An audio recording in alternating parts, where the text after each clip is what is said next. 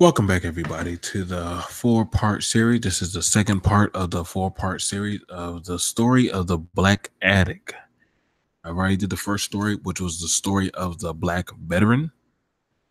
So I wanted to go in and do the one about the Black Addict. Every story that I wanted to do, I told you I was going to try to um, meet some type of quota and actually do that. We have been getting great support for doing these stories, great feedback. Some brothers, they gave me some tear jerkers of responses, and I do appreciate that. Again, also, I've been a little bit busy because we now have the Negro Shade radio. That's been pretty lucrative and pretty fun to do. So I do put in the link. If you are part of BMT, you will see. I'm actually going to try to make sure I get the link to Negro Shade Radio and put it in there. It's an interesting podcast. We're on episode 2. I know we're going to be doing another one later on, but yeah, the podcast has come out pretty regularly. With no further ado, I wanted to do a talk on something that is going to be very much putting nails in my fingernails. One of the things I was dealing with, and I'm still dealing with it from time to time, is my addiction. Now, I believe that wholeheartedly everyone has some type of addiction that they deal with or something that they're trying to get over.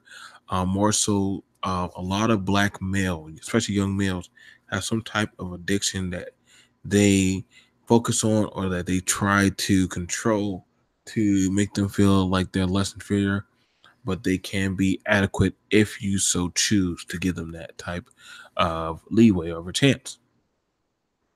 I speak on that because at the time that when I was coming up in the world, I was going around and I was, trying to run around the streets and getting into all kind of trouble and fighting people.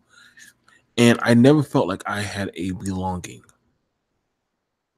I never did.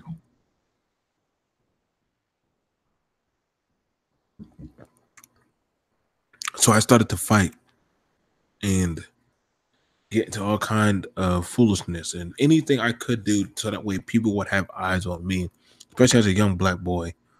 I would do it because I wanted people to see me and accept me. But see, that's one of the biggest issues that we have going on in the community, that a lot of people want acceptance, but people aren't willing to put in the work to have that type of acceptance or audience.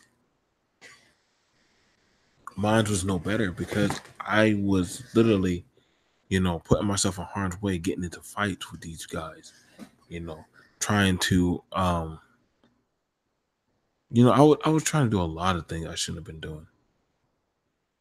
And luckily I made it out.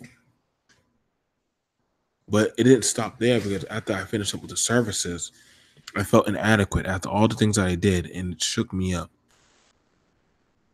What I started to do was I started to put myself in harm's way. It made me feel more comfortable and at calm whenever I met that one guy or that one person that could possibly push me into a direction of a dark space. When I got out of the military, I went back to that dark side of me, but I didn't know how to cope with it in reality. I mean, take it from a black guy who's been sexually abused and, tarnished and had different things come my way. Honestly, I was more so like, well, if that's the case, then I should be able to pop a few pills. Mm-hmm. I was trying to supplement the pain and anger I had from adults and people into a fit, well-engined machine as myself. Sadly, that didn't happen because when I came back, I was more so of a punching bag for society. I didn't know how to quite fit in. I out of term in certain types of areas of fields because I was like, yo, you're doing it the hard way. You don't have to do it that way. There is an easier way to do it. However, people will shut you down and say, oh, you're a fool, you're stupid, you're a sellout. Rather than try to figure you out and actually say, hey, come here, come here. We'll give you a hug.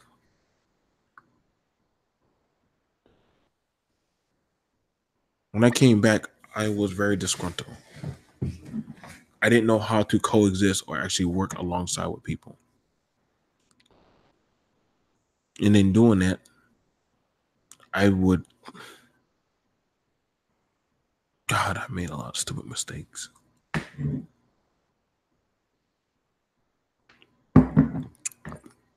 I had three addiction problems. One was sex. Two was, two was pretty much was sex, coke, and pretty much I was all around sex, coke, and recklessness. Or pretty much I would want to say I was getting into fights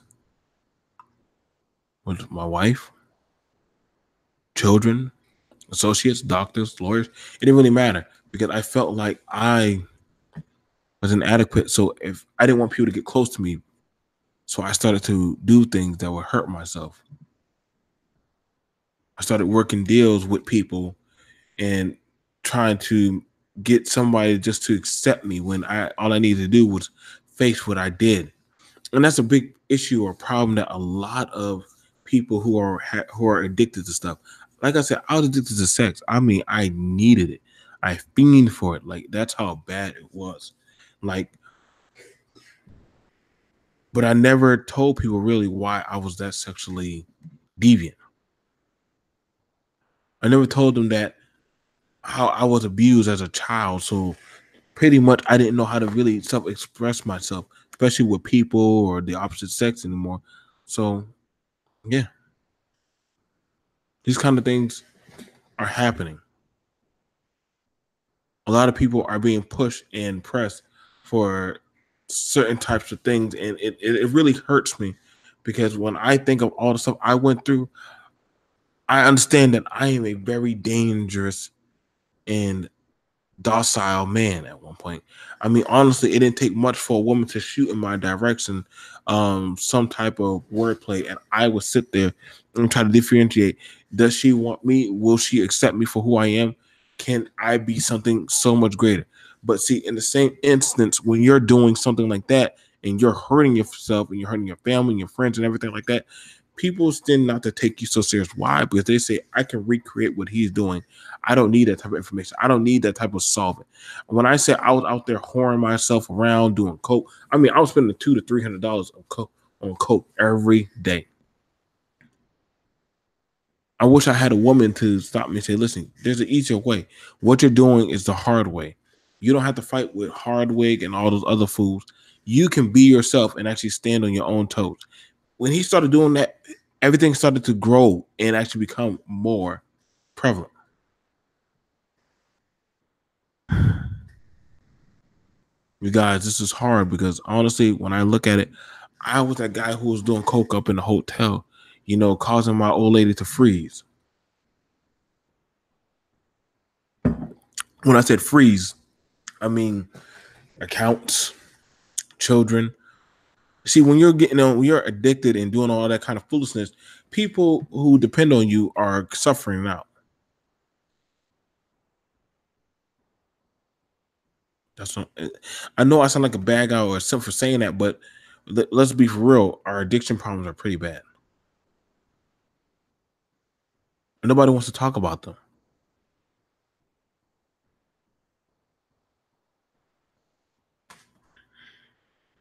Can I get mad at myself? No. Can I change it? No. Can I make sure I raise my son to be better young men and men in general? Yes. Because I wanted to do that. I wanted to be a cop. I wanted to be somebody that people looked up to. I wanted to be somebody that people would praise. Nowadays, it's like, watch out for her. Like, she's going to destroy the country. Okay.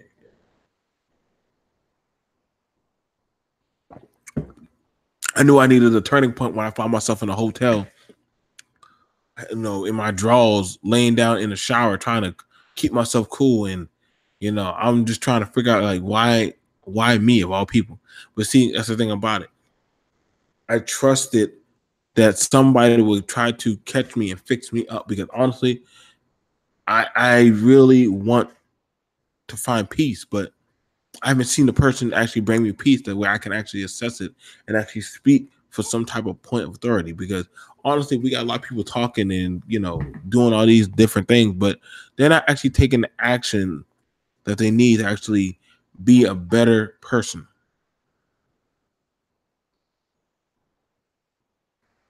You guys, you got to figure this out for yourself, man. All right. I'll see you guys later. Peace.